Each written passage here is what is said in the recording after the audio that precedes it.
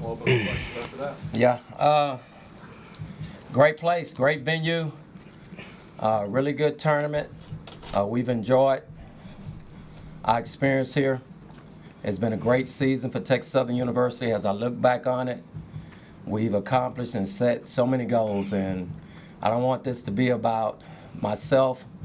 I probably have one of the easiest jobs of the other 291 or so other Division I coaches, because all I do is basically show up and watch the program run.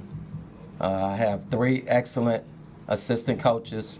All of them played under me, and they decided to come back to Texas Southern and make a difference. I want to start there.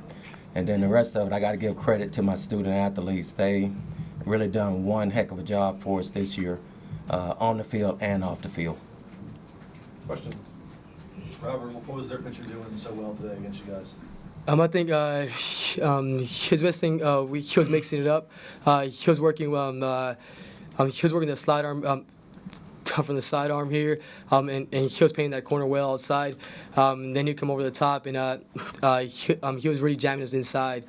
And so I think for us to be successful, we had to make that adjustment, and that's what we didn't do until later in the innings, and then we started picking it up. By then, it was a little too late. Robert, was that 9th inning kind of symbolic of the season, the way y'all hung in there and fought to the end? Well, yes, I can agree with that. All year we fought. I told my teammates since we first got here August 23rd that the hardest team to beat is one that stays together. And it showed in the 9th inning. We came together as a team again. We started getting some hits there, and everybody started rallying. But I wish we'd have done it earlier, because, I mean, you saw last inning what we're capable of.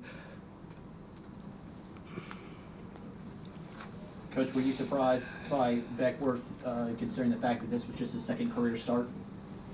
No, just reading the report, any guy that can land a slider is going to be tough against right-handed hitters, and we have a right-handed hitting lineup. So that's the one thing I saw on there. He gave us multiple looks with his slot, and any guy that's going to show you looks from the top to the bottom, they're going to be extremely tough, And then his move at first was, I thought, it was pretty good.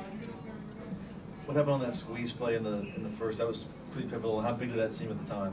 Yeah, well, that's who we are. We're a team that, we got to take risks, we got to take chances, and, most of the season long we executed, but today we didn't. What it was a fake squeeze steal. That's what we had, and I almost want to tell you a fake squeeze double steal, because that's what Lazo's responsibility was on that particular play, but normally we'll just run a fake squeeze steal and try to get guys at second and third and line up for the middle of the order to drive in 2 runs. So he was trying to steal home? If we had a throw come across, he would have.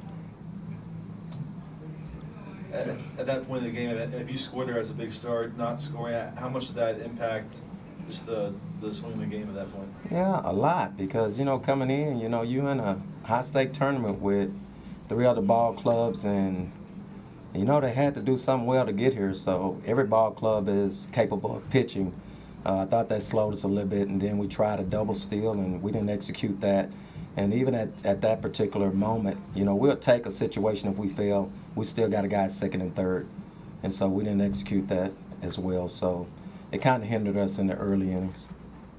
Larry, would you mind summing up what was a really successful season for y'all?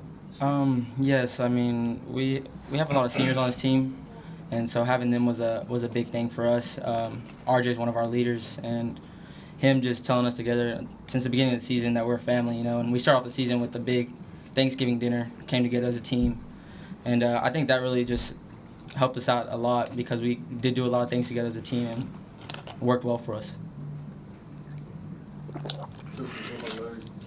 What he did to keep you in the game, throughout, with his relief appearance? Yeah, huge, really. He came in and I thought he pitched well, even last night, in the A&M game. His balls were really moving all over the place, and, he was able to change his speeds. He pulled off his fastball, he landed his breaker.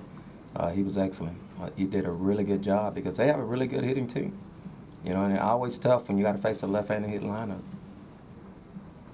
Coach, I'm not aware of how much of the game you saw from Coastal yesterday afternoon, but That said, could you see a different approach from them at the plate than maybe what you saw yesterday against Cal? No. Yesterday, all they left is pull. They really try to pull hard. You know, the kid that started yesterday, he threw one pitch at him, but he's a special guy. He was 90-94. I thought their swings were pretty much the same, you know. We saw some long foul balls from those left-handed bats, you know, so obviously that's what Gary's teaching now. Now he's going out recruiting guys that can pull the baseball, left-handed hitters. Coach, did you find that the dirt was a little more firm after your request early in the game? It was better. It definitely, you know, it was better, but, you know, I don't want to make that, you know, a big deal. You know what I'm saying? Is you know, Texas A&M is a great place, and it's a great place to have the tournament. You know, we just want to make sure we be competitive, and we knew going in that we had to pitch, play defense, and execute our offense. That's what we've been doing all year long. We won 31 ball games.